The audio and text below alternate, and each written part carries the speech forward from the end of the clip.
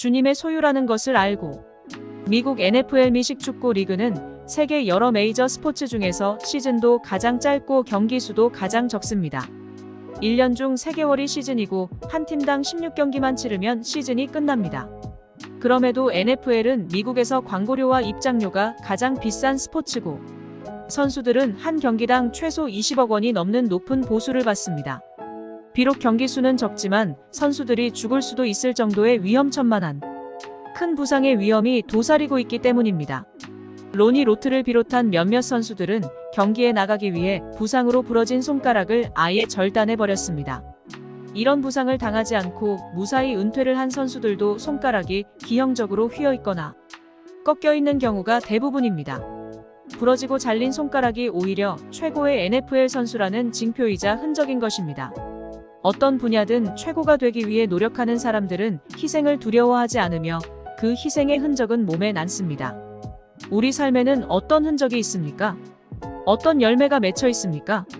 나를 구원하기 위해 모든 물과 피를 쏟으사 십자가에서 증명하신 주님처럼 신앙생활이 길어질수록 분명한 복음의 흔적이 우리 삶에도 새겨져야 합니다.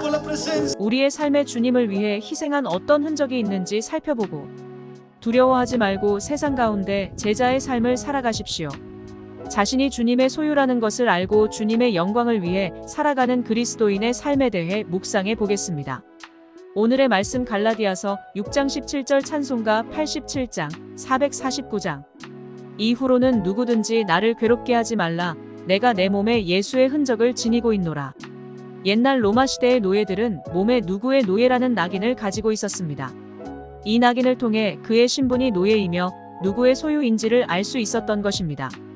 그런데 사도 바울은 자신의 몸에 이런 흔적을 가지고 있다고 고백합니다.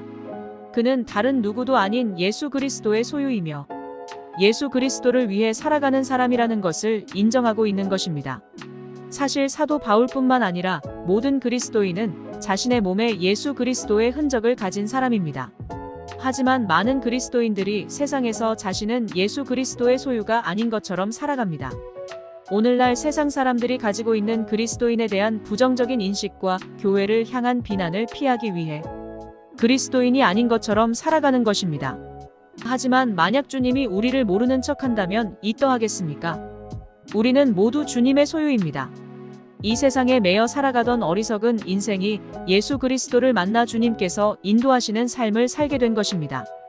이 놀라운 주님의 은혜를 잊지 말고 이 세상 속에서 주님의 영광을 나타내며 살아가는 그리스도인이 되시기 바랍니다. 말씀으로 한 주간을 시작하세요. 로마 시대의 노예의 삶에 대해 생각해 봅시다. 예수 그리스도의 흔적을 가졌다는 말의 의미를 묵상해 봅시다. 언제나 주님의 소유로 주님의 영광을 드러내며 살겠다고 결단하십시오. 오늘의 기도. 주님, 이 세상에 매여 살아가던 어리석은 인생을 구원하셔서 주님의 소유로 삼아주시니 감사합니다. 이제 주님의 영광을 위해 살아가게 하옵소서. 예수님의 이름으로 기도합니다. 아멘.